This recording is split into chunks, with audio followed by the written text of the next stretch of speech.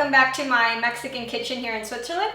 Today I have a recipe which is one of my favorites. It's chilaquiles, red chilaquiles, and I absolutely love them.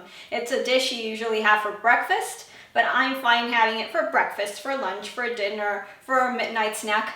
I don't care. If you give me chilaquiles, I'm going to be really happy in eating them. I hope you guys enjoy the recipe, so let's start cooking. The ingredients we need to make our red chilaquiles are 2 ancho peppers, 1 guajillo pepper, 1 garlic clove, 1 big tomato or 2 small ones, 1 tablespoon of Knorr chicken bouillon, 3/4 of a cup of the water you use to cook your chilies in, 800 grams of tortillas, frying oil. Okay, so step number 1 is we need to put enough water in a pan so that we can soak our chilies. We're going to put the water to boil and they're going to be soaking in there until they get very, very soft, almost creamy. My mom and my grandma, they would cook them with the seeds. You hear? They're musical. Because they say it gives flavor. Other people cook it without the seeds because it's kind of a hassle to scrape the seeds off once the chili is cooked since it's wet. So I'm going to do it the second way without the seeds so it's easier. All you have to do is break off the stem and then you just shake them out and they'll come out really easily.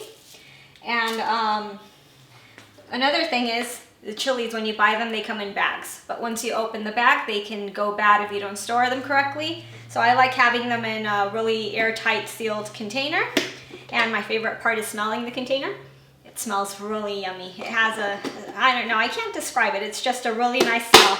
So as a tip, so that you can store all your chilies, you just put a name tag on it so you know which is which, and you keep them fresh like that. So let's put our chilies to soak.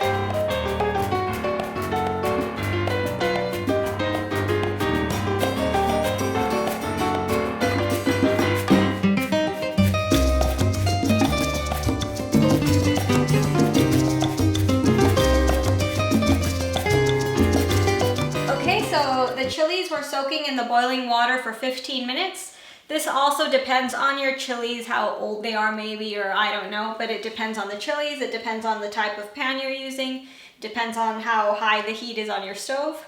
So for me it was 15 minutes, but what you can do is you can always check. What I do is I use a very sharp steak knife and I poke it in the chili, and if it goes in through smoothly, it means the chili is soft and ready to get processed. If it still feels hard, then just let it soak for a few more minutes. And well, that would be it for now. So our chilies, they've soaked, they're nice and soft, they're ready to be used. The next step is processing all our ingredients. So we're gonna put the chilies in there, the tomatoes, the garlic, the water we use to cook the chilies in, and the Knorr chicken bouillon, And we're gonna process it all together. Something very important, or a tip that I would give you guys, is if you can, use a cooking apron because chilies stain and it's really difficult to get the stains out of your clothes. And another thing is also to wash your processor, especially if it's a plastic one, your blender, straight away, because that will also stain and it's also very difficult to get the stain out, and it won't look nice if your blender cup is all orange or yellow. So just wash it straight away so that you don't get an ugly cup.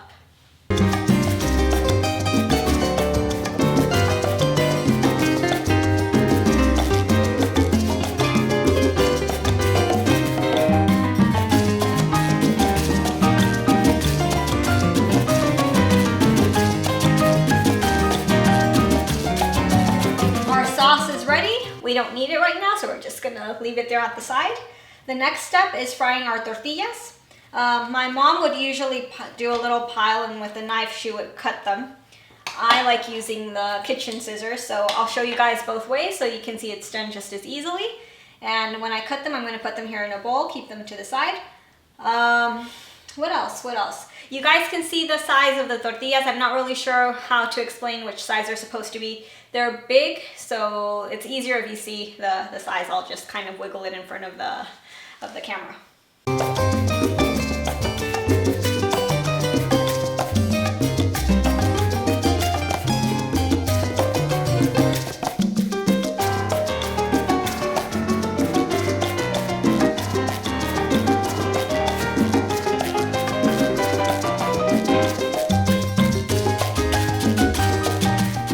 finished cutting the tortillas. For those of you who weren't paying attention when I was wiggling the tortilla piece in front of the camera, this is the size.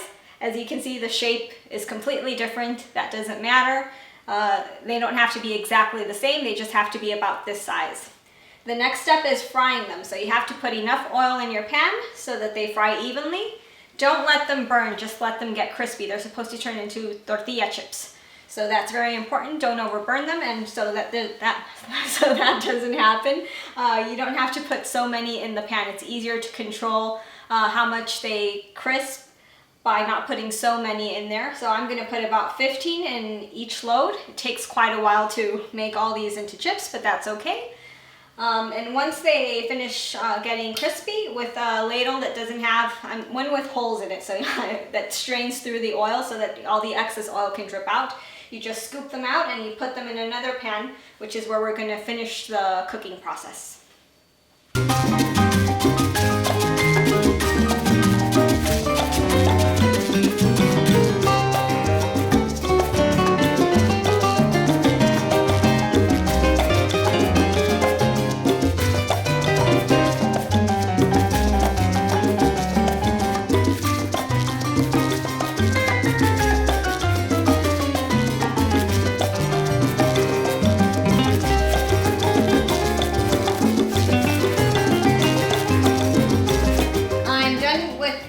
Frying them. They're nice and golden, none of them burned, they're crispy, that's how they're supposed to be. You guys can put more than the amount of chips I told you. I mean, it depends on your experience cooking. If you have a lot of experience, then you know how to move things around so they don't burn. If you're not used to it, then it's better to put less. Like that you can actually control and avoid them burning, because if they're burned, it won't taste nice. And for the next step, there's two ways to go at it. In restaurants in Mexico, sometimes especially if it's a buffet, they put the chips on your plate and then they put the sauce on top, and that's how you eat them. I don't like it like that because it's quite difficult to put such a big piece in your mouth. You can't really cut it with your fork and knife. For me, it's not practical and it's not how I like it.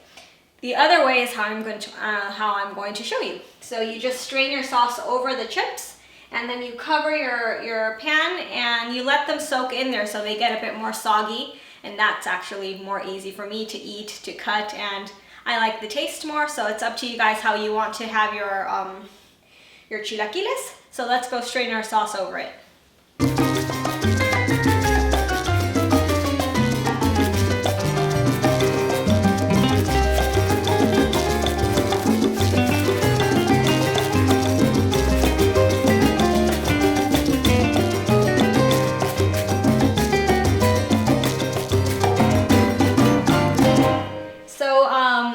The chips, they get cold. I mean, by the time you finish all the cooking you have to do, they get a bit cold, and cold food isn't nice, of course. So I'm gonna heat them up in very low heat, and that also helps them get a bit soggier faster. We're done cooking. Like I said, it's mainly a breakfast chilaquiles. So like with any breakfast, we usually have it with eggs. We also like having it with refried beans. Look at how yummy this is. Seriously, I'm drooling. And I'm often asked, do you miss your food? Do you miss Mexican food? And I always say, no, why should I? I can make it. It doesn't matter where I live. So if you guys are in Africa, in Alaska, anywhere in the world, you can make your food.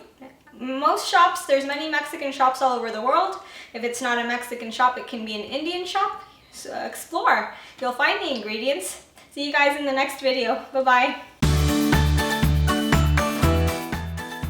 Thank you for watching the video. I hope you enjoyed it. Please watch the other videos. Just click on the links and don't forget to subscribe to my channel. Thank you.